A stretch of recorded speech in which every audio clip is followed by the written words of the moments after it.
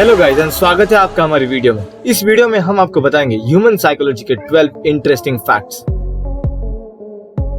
अगर आप ये वीडियो पूरी तरह कंसंट्रेट होकर देख रहे हो तो मैं आपको बता दूं कि आपकी ये कंसंट्रेशन पावर सिर्फ 45 मिनट तक ही टिकने वाली है। जी हाँ दोस्तों, भले आप जो काम कर रहे हो, फिर वो स्टडीज हो, स्केचिंग, पेंटिंग या कोई भी काम जिसमें आपको इंटरेस्ट हो, आप सिर्फ 45 मिनट तक ही हाई लेवल कंसंट्रेशन रख सकते हो। इससे ज्यादा कंसंट्रेशन पावर ह्यूमन ब्रेन कभी प्रोड्यूस ही नहीं कर सकता। याद रखना, सिर्फ 45 मिनट्स।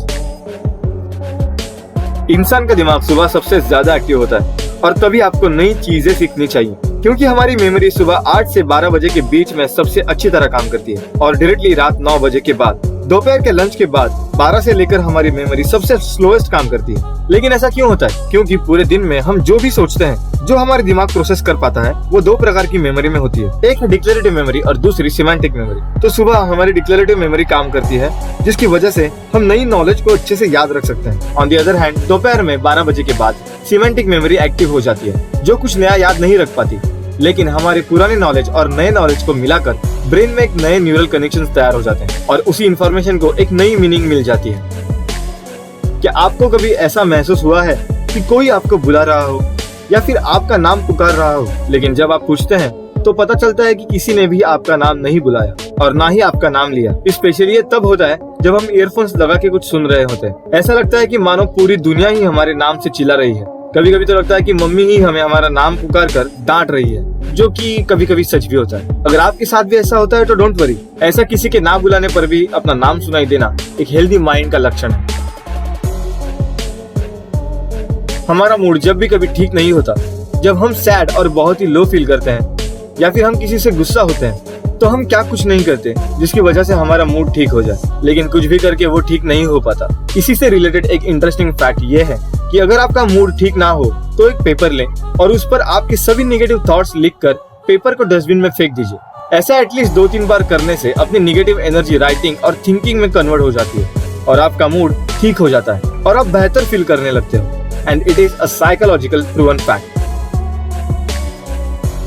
ऐसा कहते हैं ना कि जिसे हम प्यार करते हैं उसकी कमियों में भी हमें खूबियां दिखाई देती है। इस बात को ह्यूमन साइकोलॉजी ने प्रूव भी किया है। जब हमें किसी पर भी क्रश होता है तो उसके निगेटिव पॉइंट्स हमें दिखाई ही नहीं देते, हम सारी खामियां इग्नोर कर देते हैं और आपका दिमाग भी आपको ये विश्वास दिलाना चाहता है कि वो इंसान परफेक्ट है। हमारा प्यार, हमारा क्रश कैसा भी हो, हमें वो परफेक्ट ही लगता है। शायद इसीलिए ही प्यार अंधा होता है, ऐसा कहा जाता है।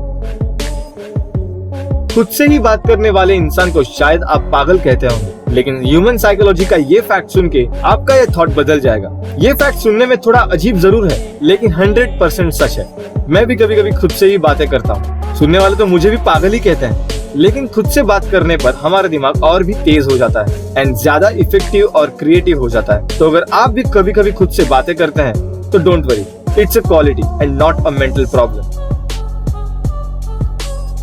ये फैक्ट उनके लिए है जो रात भर जागते हैं और सो नहीं पाते।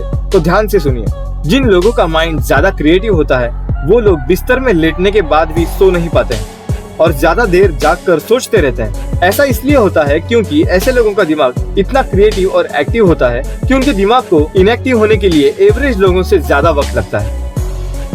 सच बताना दोस्तों, आप लाइफ में अब तक एटलीस्ट एक बार तो रिजेक्ट हुए ही होंगे, फिर वो प्यार का प्रपोजल हो, मैरिज का या फिर बिजनेस का प्रपोजल, जिसके बाद हम सिर्फ इमोशनली ही हर्ट नहीं होते, बल्कि हमारी बॉडी उसे एक फिजिकल पेन की तरह ट्रीट करता है।